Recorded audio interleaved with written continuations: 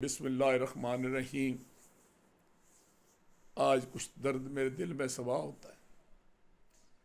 آج میں ایسا واقعہ پیش آیا ہے جس سے میں دوہرے صدمے سے دوچار ہوا ہوں۔ ایک صدمہ اس بات کا کہ ایک نوجوان جو صحافت میں بھی ایک اچھے کردار کا مالک تھا اور ساتھ دین کے لیے وہ اتنا کام کرتا تھا کہ صبح جب میں اللہ کی توفیق سے کبھی تہجد کبھی صبح کی نماز کے لیے اٹھتا تھا تو میرے موبائل واٹس ایپ پر جو میسج آتا تھا، کبھی قرآن پاک کی آیت کا ترجمہ ہوتا تھا، کبھی رسول پاک صلی اللہ علیہ وسلم کی حدیث مبارک ہوتی تھی، کسی نیک شخص کا قول ہوتا تھا۔ اور یہ شخص جو مجھے یہ سعادت نصیب کراتا تھا کہ میں یہ پڑھتا تھا، سنتا تھا، دیکھتا تھا، اس کا نام تھا وسیم تبریز۔ وسیم تبریز جہلم کی صحافت میں ایک شریف و نصف انسان کا نام تھا۔ وہ جہلم پریس کلب کا ممبر تھا اور وہ صاحب اقتدار گروپ جو ہے، یعنی کلب ہے، لوگ تو اس کو قبضہ گروپ کہتے ہیں لیکن میں کہوں گا صاحب اقتدار گروپ، اس کا وہ سالہ سال سے حصہ تھا، بلکہ ان لوگوں میں شامل تھا جو ان کے لیے رات دن کام کرتے تھے۔ میرے بیٹے طاہر محمود مرزا، میرے بھتیجے حارث پھپرا، ان سے بھی ووٹ وہ دلوانے والا اس گروپ کو وہی تھا۔ لیکن اور اس نیک بچے کی موت پہ مجھے دو صدمے ہوئے۔ ایک تو جوان موت، پھر قسم مرسی کی موت کہ وہ ہارٹ اٹیک سے بیچارہ اسپتال میں مرا، اور دوسرا یہ کہ یہ سن کر مجھے اور دکھ ہوا کہ اس کا غریب بھائی زار قطار رو رہا تھا اور اس نے مجھے بتایا کہ اس کی شادی نہیں، اس کے بچے کیسے ہونے تھے، وہ دنیا سے بھی جوانی میں چلا گیا، اور ذاتی تعلق ان کی وجہ سے صدمہ بھی تھا۔ لیکن دوسری طرف جو میں نے دیکھا کہ کم از کم جہلم میں اگر صحافیوں کے حوالے سے دیکھا جائے تو ایک فوج ظفر موج ہے، لیکن وہاں چند صحافی تھے، ایون ان کے اپنے گروپ کے لوگ بھی جو تھے ان کی بھی حاضری بڑی کم تھی۔ اور پھر مجھے اس پہ بھی دکھ ہوا کہ یہ صحافی آپس میں جو ہے نا انسانوں کی طرح نہیں جانوروں کی طرح لڑتے ہیں، ایک دوسرے کی ٹانگیں کھینچتے ہیں، ان کی جناب بیک بیٹنگ کرتے ہیں، ان کی تضحیق کرتے ہیں، ان کے بارے میں ایسی باتیں کرتے ہیں کہ جب چلے جاتے ہیں تو لوگ ان کا مذاق اڑاتے ہیں۔ تو وہ ان کی اپنی حالت یہ ہے کہ یا وہ بھیجتے یا وہ ان کے پاس کچھ نہیں تھا۔ چاہیے تھا نا پریس کلب کی طرف سے آج ان کے خاندان کی مدد کے لیے لاکھوں روپے کا اعلان کیا جاتا، لیکن میرے تو خیال میں کسی نے ایک روپیہ بھی دینا گوارا نہیں کیا۔ ہوتا یہ کہ وہ اعلان کرتے کہ 3 دن چونکہ اہل میت کے گھر سے کھانا حرام ہے تو پریس کلب یہ خرچہ برداشت کرے گا کہ 3 دن وسیم تبریز کے گھر سے جو ہے نا کوئی بندہ خرچ نہیں کرے گا، ہم خرچہ کریں گے، اور ساتھ اس کے غریب بھائی کی مدد بھی کی جاتی۔ بہرحال میں اس کے لیے جو ہے نا وہ خراج تحسین پیش کرتا ہوں مرکزی مسلم لیگ کے مقامی رہنما چودھری ہارون رفیق اور ملک افضل امان اور مرزا اشفاق اور باقی ساتھیوں کا، کہ جنہوں نے نہ صرف ان کا علاج کروایا، ان کے جنازے کا اہتمام کیا، ان کی میت کو قبرستان تک لے گئے، عزت و آبرو کے ساتھ تجزیہ و تکفین کی، اور میرے خیال میں کہ ساتھ انہوں نے اعلان بھی کیا کہ کسی کا لینا دینا ہے تو ہم ذمہ دار ہیں، ہم اس کو ادا کریں گے۔ تو وہ خراج تحسین کا مستحق ہے۔ لیکن وہ صحافی جو ساری زندگی ان سے فائدہ اٹھاتے رہے، وہ کدھر تھے؟ کیا ان کے پلے کچھ نہیں تھا یا بیچتے؟ لیکن ان کو تو اپنی گریبان میں منہ ڈالنا چاہیے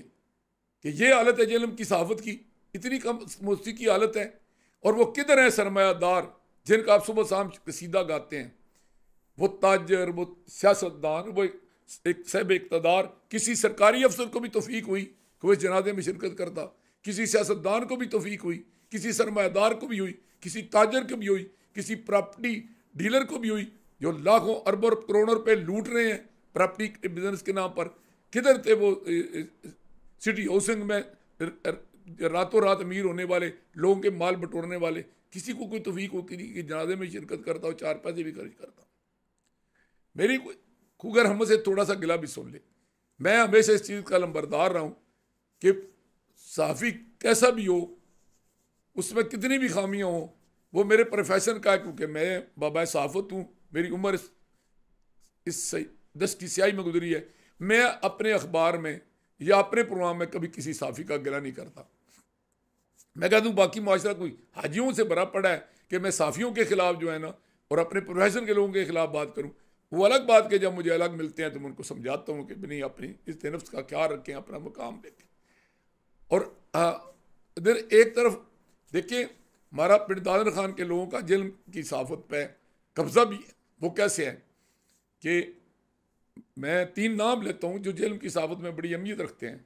سدا بار چیئرمین صدر پریس کلب جہلم چودھری عابد صاحب کا تعلق جلال پور شریف سے ہے۔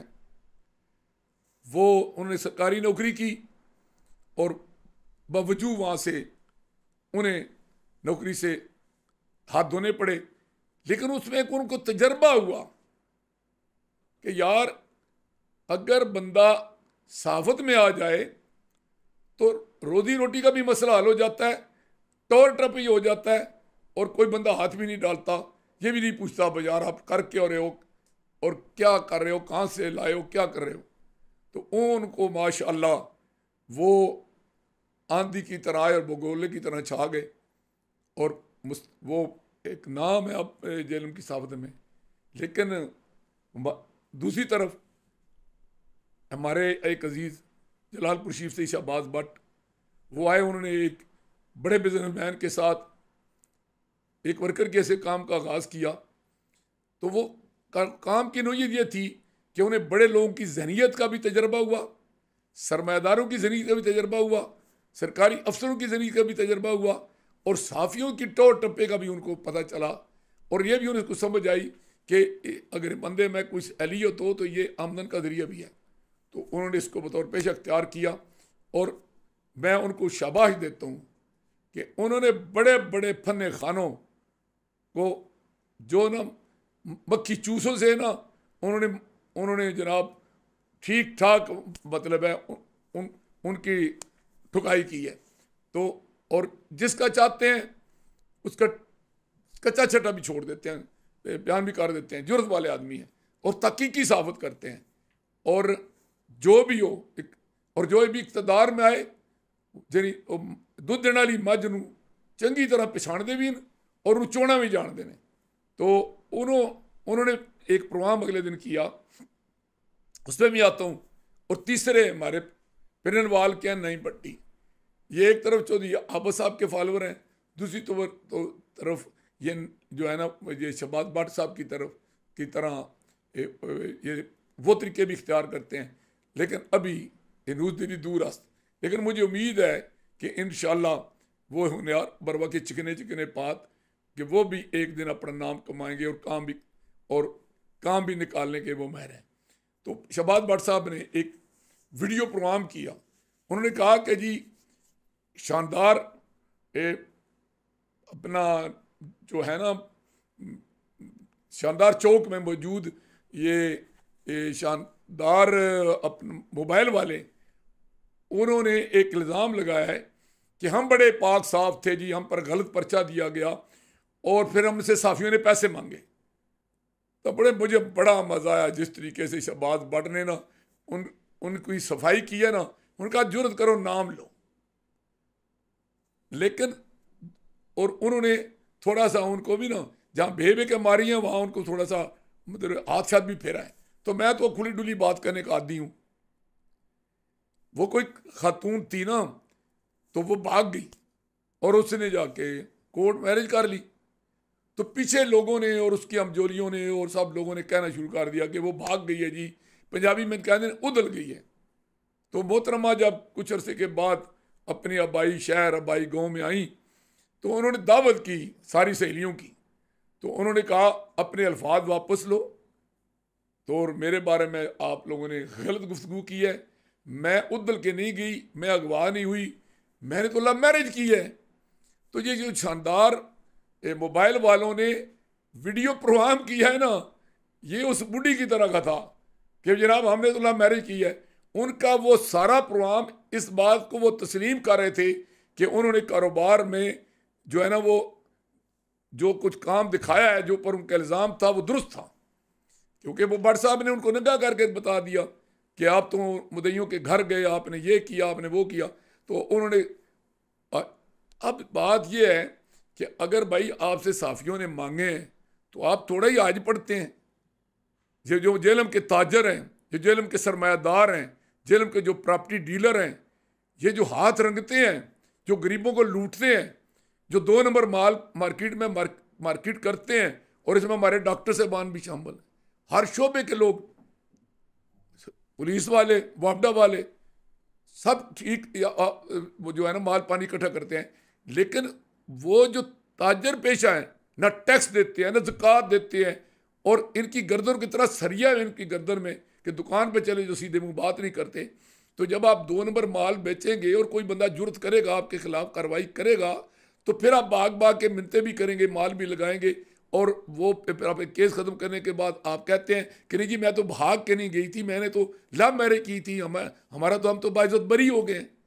تو دولت کے سہارے پر آپ جب اپنی صفائیاں دلوائیں گے تو صحافیوں کو بھی حق پہنچتا ہے کہ آپ نے کسی کو میں نے کہا سندار صاحب کو کہ یار ان کا تو بچہ قتل ہوا تھا تو آپ دیسی مرغا کھا رہے تھے، تو اس نے کہا جب اس بچے کی شادی ہوئی تھی تو میں بھاجی بھیجی تھی، ہم ہی تو مرنے پہ ہی آئے ہیں نا، تو دیسی مرغا نہ کھائیں کیا نہ کھائیں. تو جب آپ صحافیوں کو عزت سے بلانے کو تیار نہیں، صحافیوں سے آپ جو ہے نا وہ کوئی اشتہار دینے کو تیار نہیں، ان کو کوئی رعایت دینے کو تیار نہیں، تو آپ کا جو گند ہے اس کو جب وہ چھپائیں گے تو آپ سے مال لیں گے نا.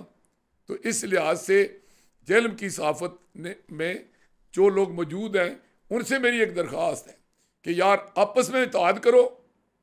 اور خدا کے لیے آپ لوگوں کو یہ کی حالت میں نے وسیم تبریز کی موت پر دیکھ لی ہے کہ جو آپ کی حیثیت ہے، تو خدا کے لیے متحد ہو جائیں، اور جو ملک دشمن ہے، جو عوام دشمن ہے، جو جہلم دشمن ہے، ان سب کی خبر لیں، ہاں جی، اور اس سے آپ کی عزت میں بھی اضافہ ہوگا. اور میں آپ کو یہ بھی بات دوں، یہ اب تو یہ کہتے ہیں نا ہم سے پیسے مانگتے ہیں، یہ پیسے لے کے آپ کے پیچھے دوڑیں گے. تو آج میں اپنے صحافیوں کو انتہائی دکھی دل کے ساتھ کہہ رہا ہوں کہ وسیم تبریز کی موت نے مجھے آپ کی بے حسی اور آپ کی کم مائگی اور آپ کی کم حسیتی کا جو مجھے نقشہ کھینچا ہے نا، مجھے اس پر دکھ ہے، تکلیف ہے. آپ ذرا تھوڑا سا اپنی اداؤں پہ غور کریں، ہم کچھ عرض کریں گے تو شکایت ہوگی.